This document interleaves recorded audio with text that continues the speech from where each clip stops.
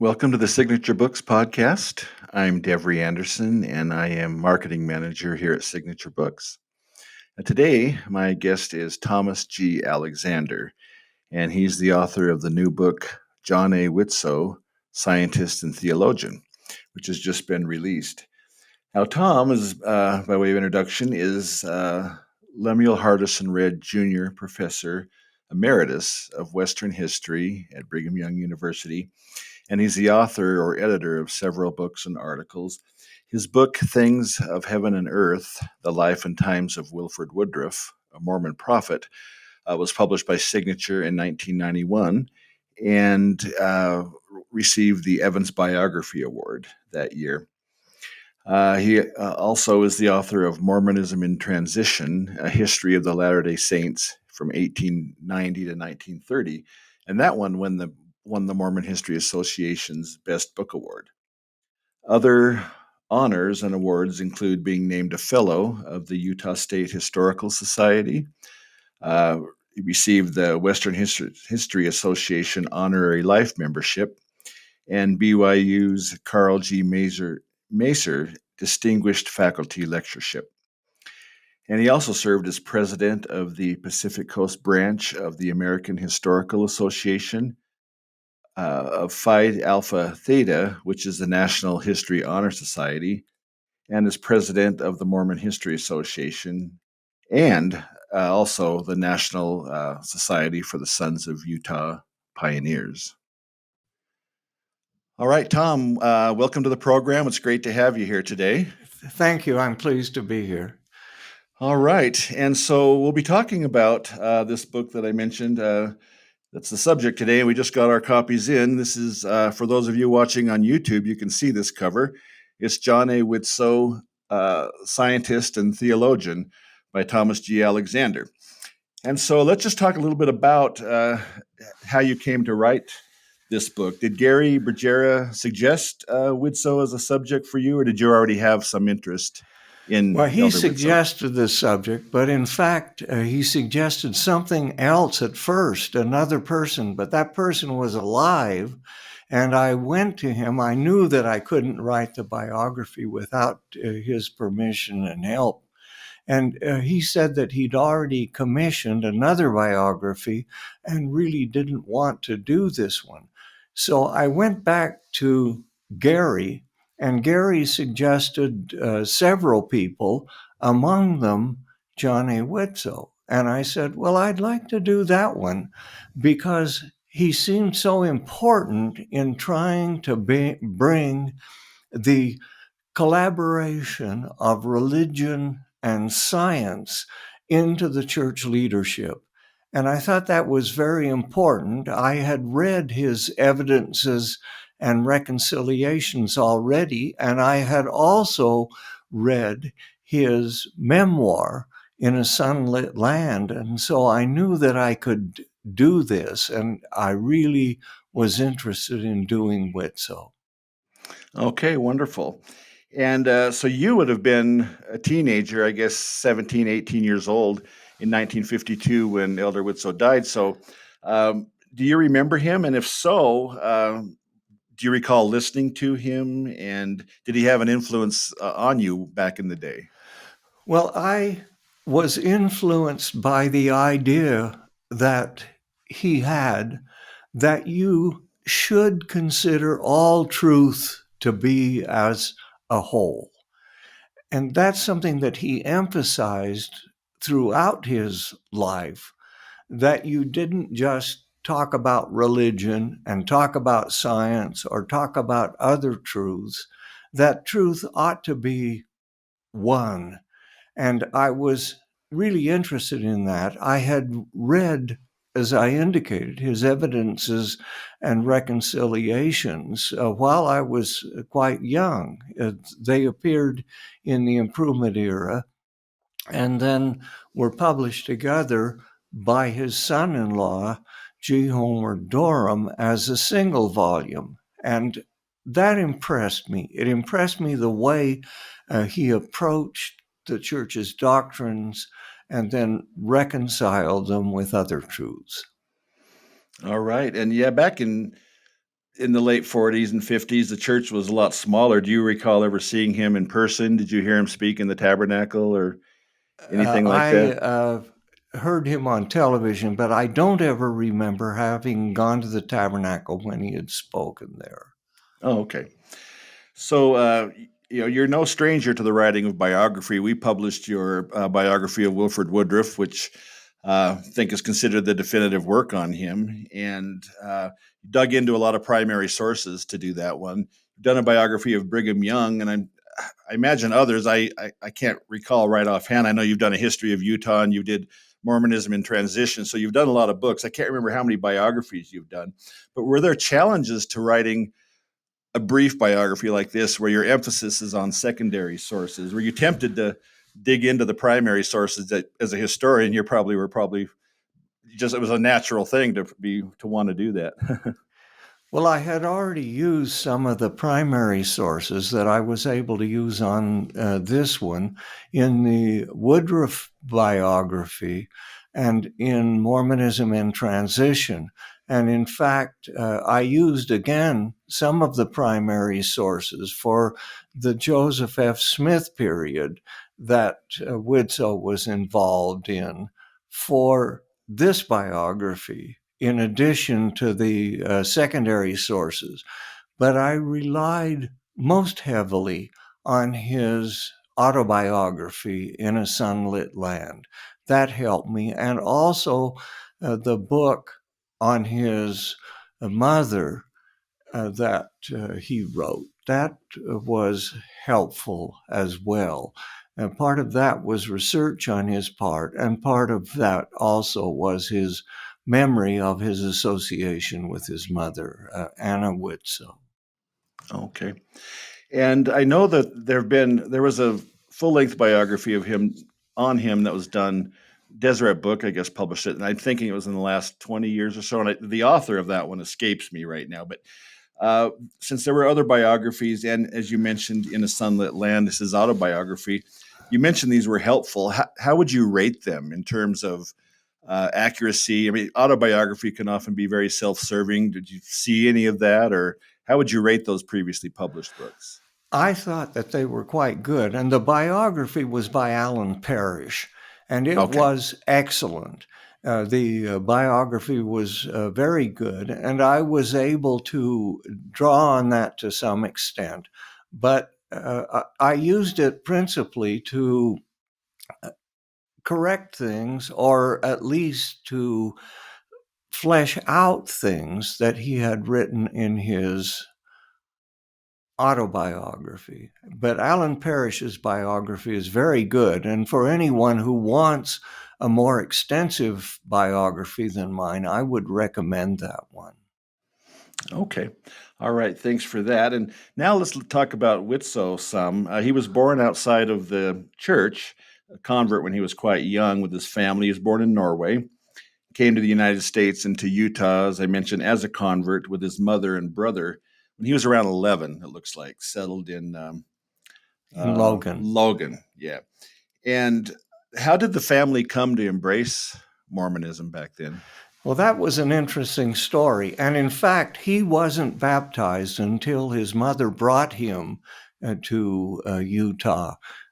She learned of the church in Trondheim in Norway, and this was some years after his birth and after his father died. His father died at a rather young age, in his late 30s, but his mother had to have some of his shoes repaired. She took the shoes to a shoemaker in Trondheim, and the shoemaker repaired them and then put some Mormon tracts in the shoes. She took them home and read the tracts, and she was somewhat taken aback by them at first, because the church was very unpopular in Europe, as it was here in the United States during the 1870s and 80s. And she became interested in the ideas that were in the church and they answered a number of questions for her about life and about religion. And so she met with the missionaries and joined the church. She was baptized there, and it really caused a lot of problems for her. Even her sister, who was very close to her, was very much upset by this, but eventually her sister also joined the church. And she decided that what she needed to do was to come and join the church in Utah. And of course, during the 19th century, most members wanted to do that, to be with the community of saints. And so she did that, and she brought John and his brother Osborne to Logan. And he grew up essentially in Logan after his early years, up to the age of about 11, in Norway. But he Yeah. joined the church in Logan. Oh, okay. All right. And so now let's talk about him. He's known as one of several uh, leaders in the church in the 20th century that were known for their intellect and, in his case, his interest in science as well and his influence there. And so just tell us a little bit about his intellect and his educational training that nurtured that intellect.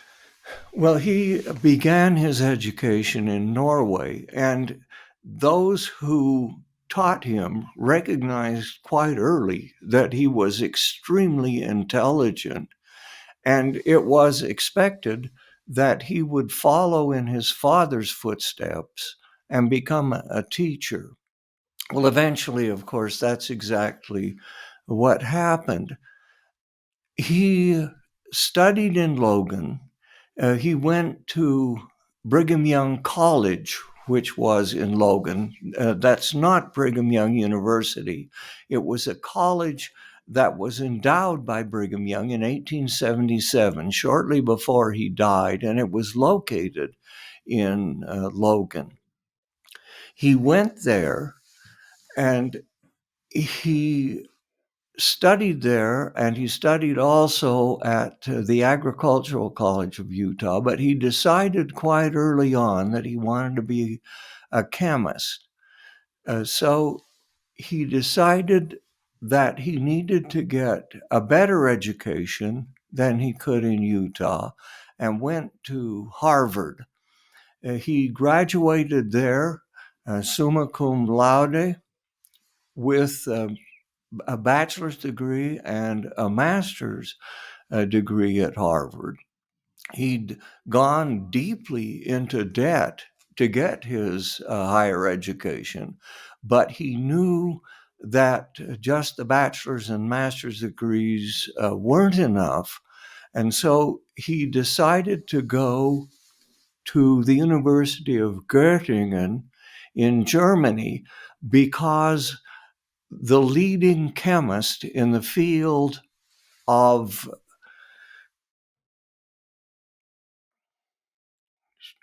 carbohydrates was Bernhard Tollin, who held a chair in chemistry at Göttingen, and he studied with Tollins there and graduated magna cum laude with his PhD from the University of Göttingen. Some things I've read said that he got his PhD at Harvard, but that wasn't true. He got that at Göttingen, and that was probably the best place that he could have gone for the field that he was in. All right. And he also, he served back to back as president of Utah State Agricultural College and also the University of Utah. And your book mentions that the only person ever to do that, I believe, to Yes, serve that's both. true. He was the And, only one who ever served as president of both of those universities. and it was back to back, right? He was from 16 to 21, or if I have those years right. And then, although then in 21, he became an apostle. So it was served 16 the to first one, 21, he served as president of the University of Utah. and then just the years prior to that with Utah State Agricultural College. So he had that background. And what skills did he bring to these positions that made him, sought out at least? I mean, to serve back to back like that, he must have been recognized for some important skills to be able to do that. Well, his skills essentially were in the field of chemistry and agricultural chemistry. Before he became president of Utah State Agricultural College, he had been a director of the Agricultural Experiment Station at Utah State. And then he was fired there, and there's a story in that because that relates to why he became president of that institution. He went to Brigham Young University and established their agriculture department. He was the one who established that. Then, after he had served at Brigham Young University, he was asked to become president of Utah State Agricultural College. He gained a worldwide reputation for his book on dry farming and his book on irrigated farming. Now, he was going to an agricultural college, and that background really impressed people, and they knew that he would come to the college and emphasize the teaching of agriculture. And he had gained a reputation throughout the state because he established workshops that went to farmers throughout the state while he was the director of the Agricultural Experiment Station. And he had helped many farmers learn that they could actually carry on dry farming in Utah and that they could do much more efficient irrigated farming than they had been doing before. And it was this background then that made it possible for them to appoint him, or they wanted to appoint him as president of Utah State Agricultural College. All right. And some of the things I learned from this is that I didn't realize he had that worldwide reputation. I knew he was known as being a scholar, and of course his background in education and being an administrator as he was, but I didn't realize the worldwide reputation he had for his book on dry farming and that. So Well, that was both of something to those, learn. yeah, both of those books, the book on dry farming and the one on irrigation, were translated into a number of different languages. And as he went to Europe, he found people that were familiar with those books, that had used the books in agricultural training in universities in Europe and even in the Mideast. Oh wow, oh, that's something. All right, so then he spends 3 decades as an apostle from 1921 until his death in 1952. So 31 years as an apostle, and coming to the apostleship with that background. His views on science were known, but now he's uh, an apostle in the LDS Church, and where his primary function is to teach religion. But how did he mesh science and religion, and how important was it for him? You talked about how you remember him teaching when you were a youth that he about truth and truth as a whole. Where does science come into that, and how influential was he in teaching science and trying to harmonize the two as an apostle? He was extremely influential in that. And the way he did that principally was through evidences and reconciliations. It's 3 volumes.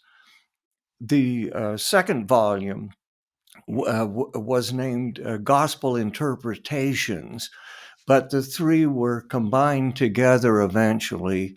The first and third one Evidences and Reconciliations, and the middle one, Gospel Interpretations. He published these essays generally about various topics, but most importantly, about reconciling science and religion in these essays on, excuse me, the essays on Evidences and Reconciliations and on gospel interpretations in the Improvement era. So they went out to the entire church membership, and he became perhaps the most influential of the general authorities in reconciling these things and explaining how they could be reconciled, how you could reconcile truths from science and other disciplines with religion as found in the teachings of the Church of Jesus Christ of Latter-day Saints. So it was extremely important that he did that. And you mentioned these were done as essays serially in the Improvement era. Do you know offhand how long that ran in the Improvement era? How long it took him to publish all those? I don't remember how long that was. Okay, but they were then compiled later into book form, 3 volumes, and then later it was A compiled single as one, I volume. think, a single volume with everything there. So I guess he was contemporaries with, considering when he lived and when he served in the 12, he was contemporaries with Talmage and B.H. Roberts, who was in the 70 at the time. Um, did was he? I know the others, or at least Roberts, got in trouble here and there, or at least clashed with Joseph Fielding Smith. Was Widtsoe considered controversial in his approach to science and religion, and did any of his colleagues take issue with him that you know of? His colleagues didn't. Well, not directly. Uh, Joseph Fielding Smith didn't agree with many of the things that John A. Widtsoe said, but the two of them were close friends. He didn't come in conflict with Joseph Fielding Smith personally, the way Roberts did and the way Talmage had done. Talmage was also a PhD scientist, and the other one, Joseph F. Merrill, who was also an apostle, was a scientist as well. He earned his degree at Johns Hopkins, his PhD, the same year that Widtsoe earned his at Göttingen.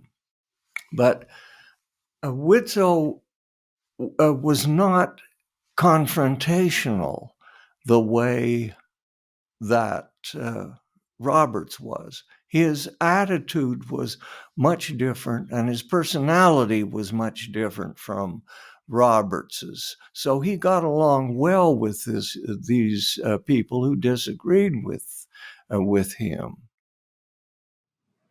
Okay. All right. And you've mentioned his writings, chiefly Evidences and Reconciliations, which we've been talking about. Uh, he had other books as well and writings. Did you revisit some of these in preparation for writing? And what do you think of his other writings? And are there others that were really influential in the same way, or Evidences and Reconciliations? Yes, his book, Joseph Smith as Scientist, he wrote while he was at Utah State Agricultural College. And what he tried to do in that was to show that the ideas that Joseph Smith preached, the doctrines that Joseph Smith preached, were compatible with known science. Now, he got that wrong in some cases. He talked about the the luminiferous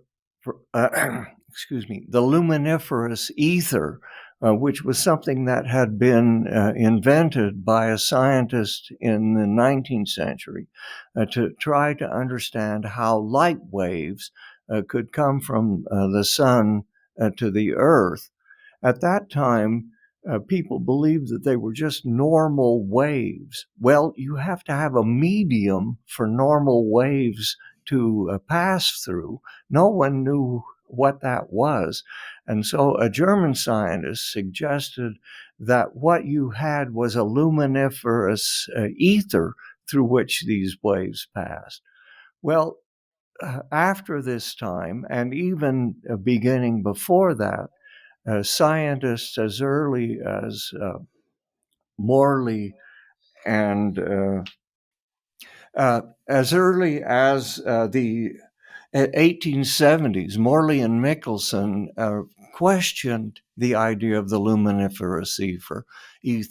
And by the 1920s, scientists didn't believe in that anymore. Quantum mechanics had begun to take over by that time. And the scientists believed that light passed and as quantum capsules through the air in waves. And so he was wrong about the luminiferous ether, but he got a lot of other things right in that book about Joseph Smith, a scientist. Oh, okay. And what about other? Irrational Theology was one of his as well, and it Yes, was one that Signature actually did as a reprint in the Mormon Classic series we used to have. So we've we've reprinted that book in its original form. Just scanned the original and published that a few years ago. So that's in our library now. Do you have thoughts on that one? That yes, sounds like it's more theology centered. what he was trying to do in rational theology was to show that unlike the teachings of other Christian churches, the LDS Church preached doctrines that were reconcilable with known science. He took the view that the earth was extremely old, that the universe had not been created out of nothing, as most other Christian churches believed, but that the materials that the universe was created from were eternal, and that God and Jesus Christ had created the universe out of materials that existed forever. Right. All right. So yeah, so that's also one to consider about Widtsoe that we've had available, and He being wrote a book called Priesthood and okay. Church Government, which was significant at the time. And he wrote a number of manuals for the Mutual Improvement Association that were used. He wrote a series of tracts that replaced some older tracts while he was president of the European Mission in 1930. He called them the Centennial Series because 1930 was the centennial of the founding of the church. So he Mm, wrote a number of other things in addition to Evidences and Reconciliation and Joseph Smith as Scientist and A Rational Theology. all right. Yes, and it's interesting in reading the book. In fact, when I sent out an email to our mail list the other day announcing the book, I included an excerpt from the book when he was in England and met some high-profile people there, a prime minister or former prime minister. I can't remember if it was a sitting prime Yes. minister, but also newspaper editors, and managed to influence them to kind of back off their anti-Mormon stance some. And I thought that was something that back then he would be able to be influential like that. Yes, it was. Well, one of the reasons this was influential also is that he was working with Reed Smoot, who was a United States Senator in addition to being an apostle. But those people that he talked with recognized his scientific background, and they listened to him and they listened to Smoot because of his importance in the federal government. Okay. All right. And so, just kind of in wrapping this up, uh, Widtsoe is clearly someone who's uniquely accomplished. And what would you describe as Widtsoe's legacy within the church, and how should he be remembered by members of the church? Well, I think that the most important thing was the idea that you have to reconcile all truth. And Widtsoe couldn't believe that the earth was only 6,000 years old, or that there wasn't some way you could reconcile the church's belief with evolution, that you had to be able to deal with those things. And I think that those were his most important contributions, his ability to say and show that you could reconcile religious beliefs with scientific beliefs. And I think that I would rate that as his most important contribution to the church today. Yeah, I certainly agree. And it's great that we had people like that to be able to emphasize that.